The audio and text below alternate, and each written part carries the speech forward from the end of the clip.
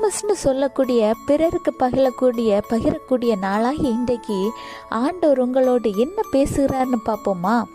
Matthew chapter 7 verse 7, ask and it will be given to you, seek and you will find, knock and the door will be open to you. மத்தேயு 7:7, கேளுங்கள் அப்பொழுது உங்களுக்கு கொடுக்கப்படும், தேடுங்கள் அப்பொழுது கண்டடைவீர்கள், தட்டுங்கள் அப்பொழுது உங்களுக்கு திறக்கப்படும். பார்த்தீங்களா ஆண்டவர் என்ன சொல்கிறாருன்னு?